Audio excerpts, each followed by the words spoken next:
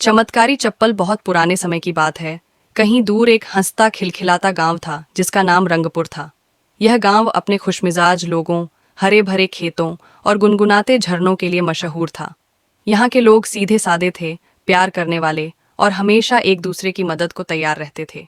लेकिन अगर कोई रंगपुर का सबसे अलग, सबसे शरारती और सबसे जिंदा दिल इंसान था तो वह था गोपाल।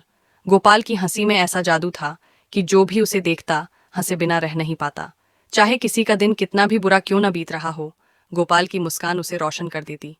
लेकिन एक बात थी जो गोपाल का मजाक बन चुकी थी, उसकी पुरानी फटी हुई चप्पलें।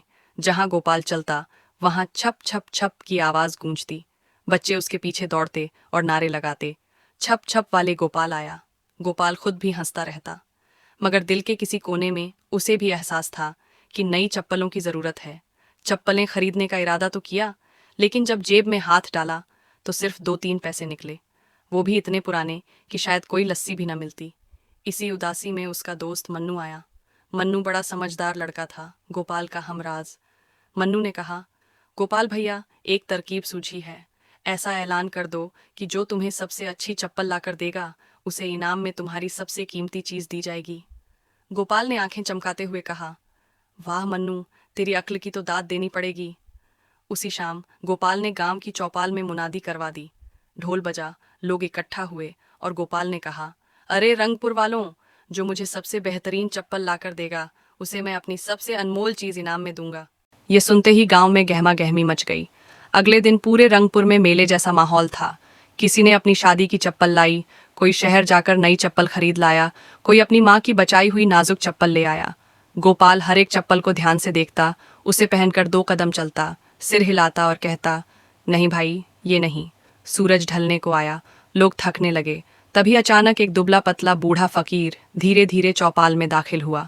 उसके कंधों पर पुरानी चादर, हाथ में लकड़ी की छड़ी और पैरों में धूल से सने नंगे पैर थे। लेकिन उसकी आंखों में अजीब सी चमक थी, जैसे वह कोई रहस्य जानता हो। फकीर ने अपनी बोरी से एक चमचमाती चप्पल निकाली, इतनी चमकदार कि जैसे अभी अभी बनकर आई हो। लेकिन कोई मामूली चमक नहीं, बल्कि उसमें एक अनोखी सी रोशनी थी जो दिल को भा जाती थी। फकीर ने कहा, ले लो गोपाल, ये चप्पल तुम्हारी किस्मत बदल देगी, लेकिन याद रखना, पहनने के बाद हंसना जरूरी है, बिना हंसे जादू नहीं चलेगा। गोपाल ने ठहाका लगाया, चप्पल पहनी और पलक झपकते ही सारा मंजर बदल गया। फटे पुराने कपड़े हवा में गायब हो गए, उनकी जगह रेशमी कपड़े आ गए। खाली जेबें भर गईं। जब हाथ डाला तो सोने चांदी के सिक्के चमकने लगे। और तो और, जहां गोपाल चलता वहां गुलाबों की खुशबू फैल जाती। रंगपुर के लोग हैरान परेशान खड़े थे। किसी ने आंखें मल लीं, किसी ने जमीन पर थूक कर यकीन किया। आखिर सब चिल्ला उठे, गोपाल, इनाम, इनाम दो। गोपाल मुस्कुराया, अपनी जेब में हाथ डाला और एक छोटी सी लकड़ी की बनी सीटी निकाली। पुरानी, घिसी हुई, लेकिन उस पर एक खास किस्म का नक्श बना हुआ था। गोपाल ने ऐलान किया, ये मेरी सबसे कीमती चीज है। ये सीटी उदासी को भगा देती है और हंसी वापस ले आती है। जिसे भी मैं ये दूंगा उसकी जिंदगी कभी अंधेरी नहीं होगी। लोग पहले तो हंसे कि एक मामूली सीटी क्या कर सकती है, मगर जिसने भी सीटी बजाई उसके चेहरे पर खुद ब खुद मुस्कान आ गई। तब सबने मान लिया कि गोपाल का इनाम वाकई अनमोल है। गोपाल ने चमत्कारी चप्पल की ताकत को निजी शान और शौकत के लिए नहीं, बल्कि पूरे गांव की खुशहाली के लिए इस्तेमाल किया। वह हर हफ्ते लंगर लगवाता, अनाथ बच्चों के लिए कपड़े और किताबें दिलवाता, विधवाओं की मदद करता, बुजुर्गों के लिए दवाइयाँ और आराम का इंतजाम करता। धीरे धीरे रंगपुर का चेहरा ही बदल गया। अब यह सिर्फ हंसता खिलखिलाता गांव नहीं था, बल्कि प्यार बांटने और खुशियों का गांव बन चुका था। दूसरे गांवों के लोग भी रंगपुर की तारीफ करते नहीं थकते थे। साल बीते, मौसम बदले। गोपाल अब बूढ़ा हो चला था।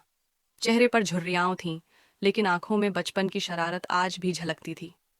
वह रोज शाम को चौपाल में बैठता, बच्चों को पुरानी कहानियां सुनाता और अपनी प्यारी सीटी बजाकर सबको हंसा देता। जब कभी कोई नन्हा बच्चा शरारत से पूछता, गोपाल चाचा, वो चमत्कारी चप्पल कहाँ गई, तो गोपाल मुस्कुराकर जवाब देता, चप्पल, वो तो बस एक जरिया थी, असली चमत्कार तो यहाँ था। ये कहते हुए वह अपने दिल पर हाथ रखता। फिर वह हंसता, सीटी बजाता और पूरी चौपाल ठहाकों से गूंज उठती। और इस तरह रंगपुर में हंसी कभी खत्म नहीं हुई, क्योंकि हर दिल में गोपाल का सबक जिंदा था। हंसो, बांटो और दिल में बच्चे को जिंदा रखो, यही असली जादू है।